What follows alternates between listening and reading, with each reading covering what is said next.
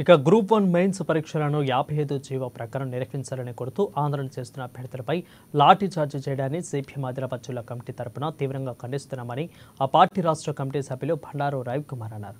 జిల్లా కేంద్రంలోని సిపిఎం కార్యాలయంలో ఆదివారం ఏర్పాటు చేసిన జిల్లా కమిటీ సమావేశంలో ఆయన మాట్లాడారు.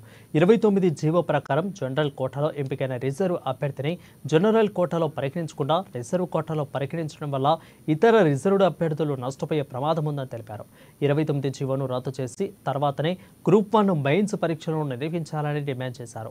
యూపీఎస్సీ తరహాలోని ప్రిలిమ్స్ హాల్ టికెట్ల నెంబర్లను కూడా ఆన్సర్ బుల్లెట్లపై ముద్రించి అభ్యర్థులకు మెయిన్స్ పరీక్షలను నిర్వహించాలని కోరారు.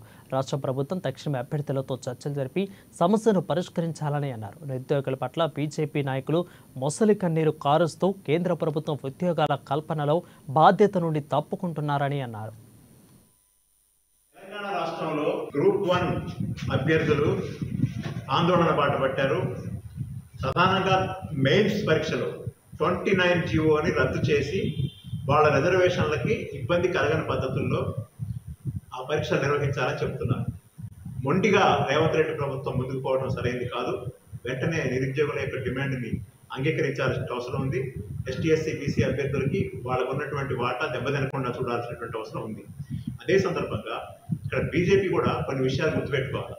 కేంద్రంలో నిరుద్యోగ వ్యతిరేక విధానాలు అవలంబిస్తున్నది ఎవరు? 4-5 లక్షల పోస్టులు రైల్వేస్లో ఖాళీ ఉన్నాయి, బ్యాంకింగ్లో ఖాళీ ఉన్నాయి, ఇన్సూరెన్స్లో ఖాళీ ఉన్నాయి, పోస్టల్లో ఖాళీ ఉన్నాయి. అన్ని ప్రభుత్వ రంగ సంస్థల్లో లక్షల పోస్టులు ఖాళీ ఉన్నాయి. వాటిని నింపడానికి సిద్ధపడటం లేదు. పైపెచ్చు రైల్వేలో మేము ఉద్యోగాలు ఇవ్వము, ఆల్రెడీ రిటైర్ అయిపోయిన వాళ్ళు ఎవరైతే ఉన్నారో రిటైర్ అయిపోయిన వాళ్ళని తీసుకొచ్చి మళ్ళీ రిక్రూట్ చేసి తాత్కాలిక ప్రాతిపదికన రైల్వేస్లో పెడతామని చెప్తున్నారు.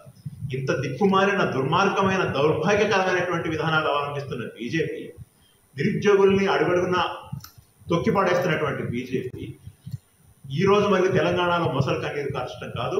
తెలంగాణలో మీరు నిరుద్యోగులకు కాస్త మద్దతు పలుకుతున్నామని చెప్పినందుకు సంతోషం.